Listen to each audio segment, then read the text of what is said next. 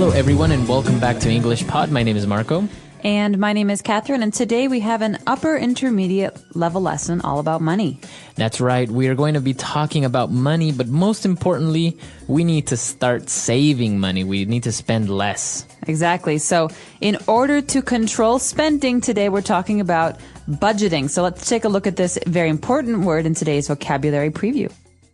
Vocabulary preview. All right. So as you mentioned, budgeting is, what is to budget? To budget, that's the verb. So budgeting is deciding how to spend your money, okay?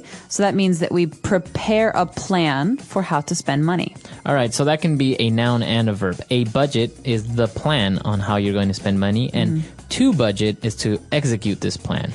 Exactly. So today we're budgeting a family's spending. We're trying to control how much this family will spend in the future. All right, very good. So why don't we listen to this dialogue for the first time?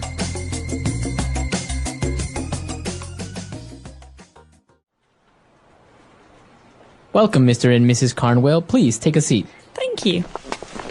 So I understand that your family spending has skyrocketed and you want to start budgeting. Yes, that's correct. Frankly speaking, our household income is relatively high, and we have never had any money problems. But I think this is the main reason as to why our spending has gone out of control.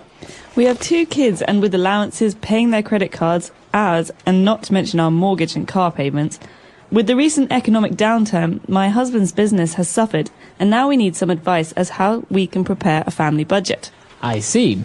Well, you have come to the right place. First, what we need to do is determine your cash flow. Knowing how much money is coming in will help us allocate spending to different categories such as mortgage, education, groceries, etc. Yes, that makes sense.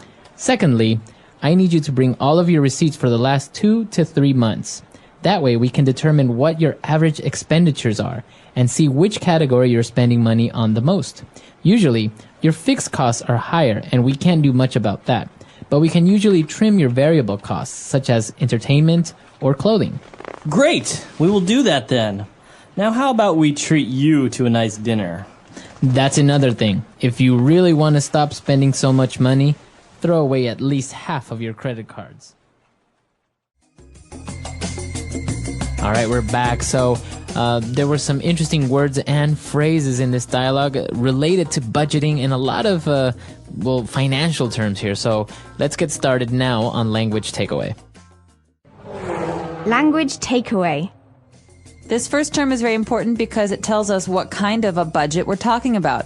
We're not talking about a company here. We're talking about a family. Right. And so in this case, we use the phrase household. Okay, so what are we talking about? Household income. All right. So income, we know, is the amount of money that comes in to maybe your wallet, right? My income, my personal income. That's how much money you earn. Okay. So a household income is how much money the house earns. So all the people that are living in this house, right? That's right. So it could be a family. It could be 2 married people who are married to each other. So the idea is that it's not one person's income. It's the household income. Think of a house. All right, so it's the combined income of everyone that's living there or that's making money that lives in this house. Right, so if Marco and I have a household, I earn $10,000 and he earns $10,000. Our household income is $20,000. Very good. All right.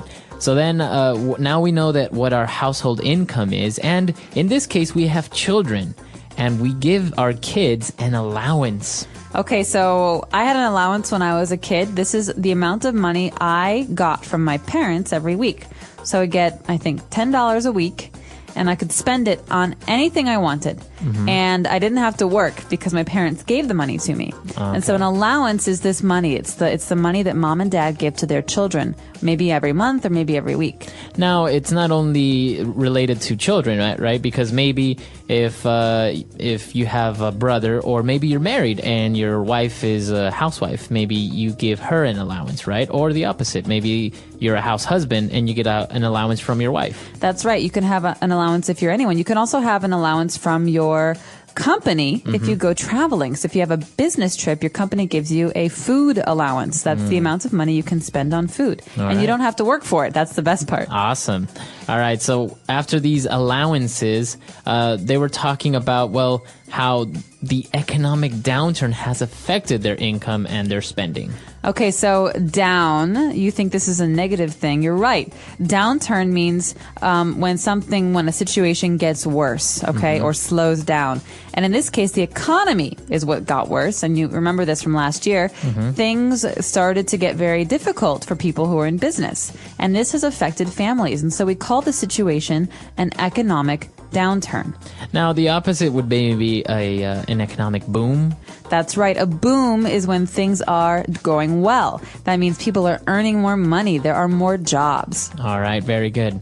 And now moving on, as they were talking about budgeting, they mentioned this very important word, very technical, is to allocate money into different areas. That's right, or allocate spending. This is a verb, to allocate.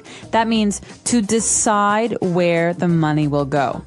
Okay, so as the mother in a family, I will allocate 10% of the money to the children's allowances. That's a lot. 50% to the mortgage, 20% to the car. Okay. Car repairs. So you're allocating your spending. That's right. I'm deciding where to spend the money. Okay. And well, talking about spending, we have this word expenditures. Expenditures. And so this is a really important word if you're in business as well, because we consider expenditures when we're talking about how much a company earns. Expenditures are things that we spend money on. So remember that word expenditures, spend. Okay, so an expenditure. And this is a noun, and usually it's in the plural, expenditures. Exactly, expenditures. So we have many expenditures at my house. Among them, we have the car, the rent, healthcare, things like that. Okay, perfect. So really good phrases there, really good vocabulary items. Why don't we move on now to Fluency Builder? Fluency Builder. We've got some very fun phrases today, Marco, in Fluency Builder. This first one is a very common phrase that we hear in songs and movies. To skyrocket. All right. What is skyrocket? Well, you think about a rocket, that's a ship that goes to space. To skyrocket means to go up really high, really fast. Okay. The price of gas has skyrocketed. So I remember when I was a kid, gas used to be 98 cents a gallon. Wow, really? And in the 2000s, the price skyrocketed, and it ended up being like $4 a gallon. Yeah, it was really expensive. All right, so this is also, you can talk about sales have skyrocketed, or the price of petroleum has skyrocketed. So it could be a good thing or a bad thing, depending on what you're talking about. All right. And now moving on, they said that their spending was out of control. Yeah, so this family doesn't seem to understand how to budget. They spend on everything. And so the accountant says that your spending is out of control. That means that you're spending too much. There's no order to the way that you're spending. And we actually have a previous lesson called Out of Control Spending, that we also touched this topic of what we talk about out of control. Something is out of control. A person can be out of control. Like a child. This child is out of control. He never stops screaming and hitting people. All right. And our last phrase for today, the accountant says, well, you've come to the right place. Okay, this is the accountant bragging. He's saying, well, I can fix your problems. I can help you. You've come to the right place. You can use this in many different ways. For example, I have a problem maybe with my TV, and I say, Marco, oh my gosh, my TV doesn't work. I don't know what to do. Can you help?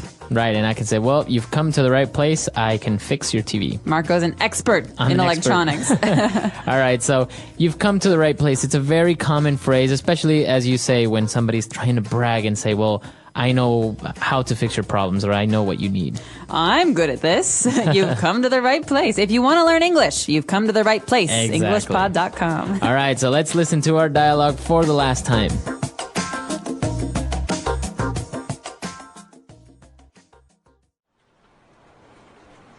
Welcome, Mr. and Mrs. Carnwell. Please take a seat. Thank you. So I understand that your family spending has skyrocketed and you want to start budgeting. Yes, that's correct. Frankly speaking, our household income is relatively high, and we have never had any money problems. But I think this is the main reason as to why our spending has gone out of control. We have 2 kids, and with allowances, paying their credit cards, ours, and not to mention our mortgage and car payments, with the recent economic downturn, my husband's business has suffered, and now we need some advice as how we can prepare a family budget. I see. Well, you have come to the right place. First, what we need to do is determine your cash flow. Knowing how much money is coming in will help us allocate spending to different categories such as mortgage, education, groceries, etc. Yes, that makes sense. Secondly, I need you to bring all of your receipts for the last 2 to 3 months. That way we can determine what your average expenditures are and see which category you're spending money on the most. Usually, your fixed costs are higher and we can't do much about that, but we can usually trim your variable costs such as entertainment or clothing. Great! We will do that then. Now how about we treat you to a nice dinner? That's another thing. If you really want to stop spending so much money, throw away at least half of your credit cards.